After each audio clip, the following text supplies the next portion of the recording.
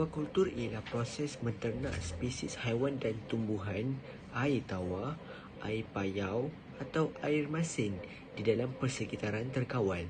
Selain itu, aquakultur juga merangkumi segala aktiviti pengeluaran, pemprosesan dan pemasaran produk hidupan air. Latar belakang tugasan kumpulan kami ialah menternak ikan keli sebanyak 50 ekor. Latar belakang tugasan yang kedua ialah dibahagikan kepada 5 orang dalam satu kumpulan. Yang seterusnya ialah spesies ikan keli iaitu Clarias batrachus. Dan yang terakhir ialah ikan keli diternak dalam tangki bulat hitam yang berbentuk bulat. Baiklah, objektif kajian yang pertama ialah untuk mengembangkan dan menerapkan prosedur teknikal, amalan aquakultur mesra alam dan protokol masyarakat untuk memastikan industri aquakultur lestari yang mampu membekalkan sumber untuk generasi yang akan datang. Untuk objektif kajian yang kedua pula ialah memelihara dan mengurus ternakan dengan terurus dan teliti dan juga menyediakan tempat tinggal, makanan dan peralatan untuk ternakan ikan. Seterusnya pula, saya akan bercakap mengenai tentang kaedah pelaksanaan tugas iaitu pada waktu sebelum. Yang pertama merupakan pemilihan tapak dan juga spesies. Kami memilih ikan jenis komersial iaitu ikan keli sebagai ternakan aquaculture iaitu sebanyak 50 ekor satu tangki. Kami memilih ikan keli kerana ia jenis ikan yang tahan penyakit, mudah untuk pelihara dan juga susah untuk mati.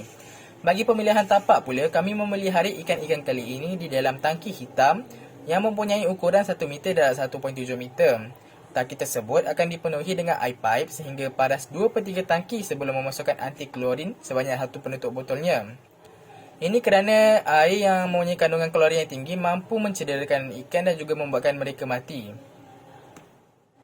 Yang kedua merupakan pembersihan tapak. Kami mencuci terlebih dahulu tangki yang bakal digunakan untuk ternakan ikan bagi memastikan ia bebas daripada kotoran, lumpur, lumut, telur katak dan juga lain-lain. Seterusnya, untuk pembersihan air akan ditukar apabila air tersebut bertukar menjadi warna yang sangat keruh. Sebelum air tersebut ditukar, kumpulan kami memastikan kesemua ikan keli yang berada dalam tangki tersebut dikeluarkan dan diletakkan ke dalam akuarium yang kecil buat sementara waktu. Selepas itu, kumpulan kami melakukan pembersihan terhadap tangki yang kotor dan berlumut itu untuk mengelakkan jangkitan penyakit terhadap ikan keli. Selepas kumpulan kami melakukan pembersihan terhadap tangki tersebut, kumpulan kami mengisi tangki tersebut dengan air yang bersih yang telah diletakkan anti-klorin sebanyak 1 penutup botol klorin. Selepas itu, barulah kumpulan kami memasukkan semula kesemua ikan keli tersebut ke dalam tangki yang berisi dengan air yang bersih. Untuk pemberian makanan ikan, iaitu teknik kiraan purata pemberian makanan ikan, kumpulan kami mengambil sebanyak 5 ekor ikan keli untuk mengira purata pemberian makanan ikan, iaitu berat seekor ikan akan didarabkan dengan jumlah keseluruhan ikan untuk mendapatkan biomas dalam kg ataupun gram.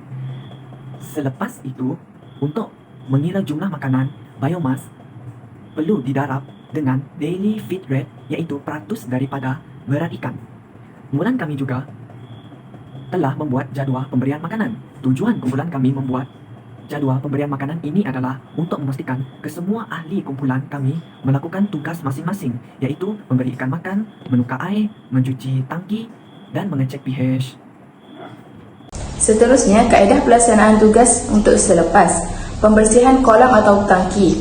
Yang pertama, ikan keli dikeluarkan dari tangki yang ditangkap menggunakan jaring ikan dan dimasukkan ke dalam baldi yang berisi sedikit air tangki. Yang kedua, air yang kotor di dalam tangki dibuang secara manual menggunakan wire cleaner pump. Yang ketiga, tangki dibilas menggunakan air bersih dan disental sekiranya terdapat lumut.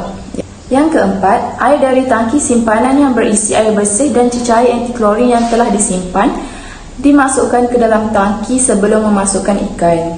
Yang kelima, timbang 5 ekor ikan keli untuk mendapatkan jumlah berat makanan yang baru untuk diberikan kepada ikan keli. Yang keenam, kira bilangan ikan keli sambil memasukkan ke dalam tangki yang berisi air bersih.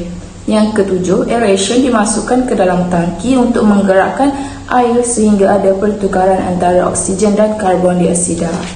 Yang ke-8, ikan keli diberikan jumlah makanan yang baharu setelah membuat pengiraan baharu.